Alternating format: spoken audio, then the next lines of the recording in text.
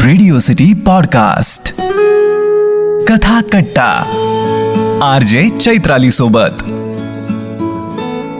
लग्नाबरोबर तडजोड ही आलीच, पण ही तडजोड करताना लग्नाचा पाया हा एकमेकांबद्दलचा आदर आणि विश्वास हाच असायला हवा.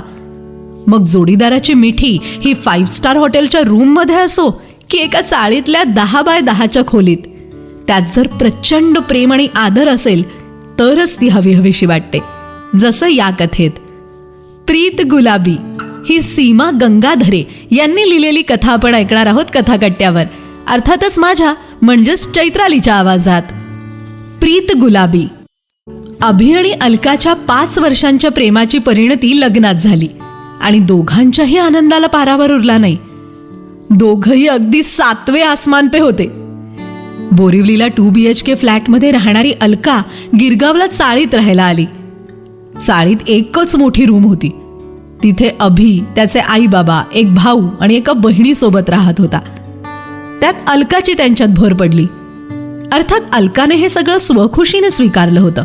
अभिने पण उपनगरात फ्लॅटसाठी पैसे भरले होते, पण तो होईला अजून थोडा अवधी लागणार होता. खरं तर त्यासाठीच ते लग्न करायचे थांबले होते. पण एक दिवस अलका स्वतःहून अभिला म्हणाली, अभि, फ्लॅट होईपर्यंत मी चाळीत ऍडजस्ट करेन रे, काही काळजी करू नकोस. तू माझ्याबरोबर असशील हेच माझ्यासाठी खूप महत्वाचं आहे. तोच माझ्यासाठी स्वर्ग असेल. बघ हा, आत्ता तू बोलतेस पण नंतर तुला पश्चाताप नाही ना होणार. लग्नानंतर नव्या नवलाईचे दिवस होते. पूजा आटोपल्यानंतर दोघे जण हनीमूनसाठी 10 दिवस बँगलोर उटीला जाऊन आले. परत आल्यावर खऱ्या अर्थाने अलकाची कसोटी सुरू झाली. दिवसभरासाठी तर ती एक खोली, सगळ्यांसाठी हॉल, किचन सगळं काही होती.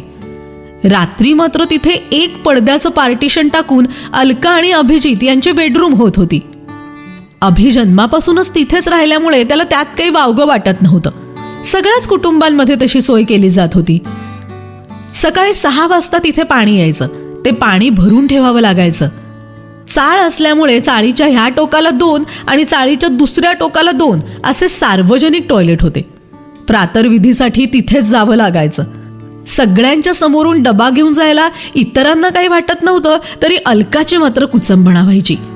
म्हणून रात्री कितीही उशीर झाला तरी ती सकाळी 5ला उठून ते सगळं आधी उरकून घ्यायची. पण त्यामुळे तिच्या झोपेचं खोबरं व्हायचं. दिवसभर घरात फक्त आई बाबाच असायचे. बाकी सगळे कामानिमित्ताने बाहेर जायचे.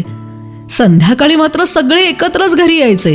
त्यामुळे या दोघांना एकांत फक्त रात्रीच मिळायचा. तरीही ते दोघं चोरून होणाऱ्या नजरभेटीत आणि ओझरत्या स्पर्शामध्ये खूप खुश असायचे. दोघांना स्वतंत्रपणे काही बोलायला सुद्धा मिळायचं नाही. म्हणून एक दिवस अलकाने सुट्टी घेतली आणि अभिला सांगितलं की लवकर ये, आपण कुठेतरी फिरायला जाऊ. आई बाबांना या गोष्टीची कुणकुण लागली, म्हणून ते दोघंही दुपारी जेवण झाल्यावर बाहेर गेले. अलका आपली मुंबईचा जावई या चित्रपटासारखी तयार होऊन अभिची वाट पाहत होती. नेमका अभिला त्याच दिवशी यायला उशीर झाला. अलका थोडी नाराज झाली, पण तिने तसं कोणालाच काही दर्शवलं नाही. चाळ असल्यामुळे मजल्यावरील सगळ्यांचंच लक्ष नवीन जोडप्याकडे असायचं. अलका कधी येते, जाते, काय कपडे घालते याकडे सगळ्यांचं लक्ष असायचं. तिच्या नकळत सगळ्या बायकांमध्ये तिची चर्चा चालू असायची. तिच्या सासूबाई नेहमीच तिचं कौतुक करायच्या, म्हणून तिच्या स्वभावामुळे ही सगळ्यांना हवीहवीशी वाटत होती. अलका फ्लॅटमधून चाळीत आली होती, पण ती खूप समंजस होती. तिने त्याबद्दल कधीही कोणाकडेही तक्रार केली नव्हती. म्हणूनच अभिच्या घरच्यांना तिचं खूप कौतुक वाटत होतं. घरातले सगळेजण तिला समजून घेत होते.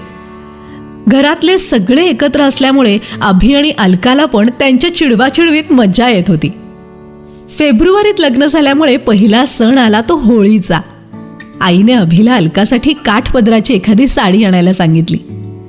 अभिने विचार केला की काठपदराची साडी तर ती कधीतरी नेसू शकेलच, पण ऑफिसला जाण्यासाठी त्याने त्याच्या पसंतीची एक फिकट गुलाबी रंगाची हकोबा साडी पण घेतली. काठपदराची साडी त्याने सगळ्यांसमोर अलकाला दिली.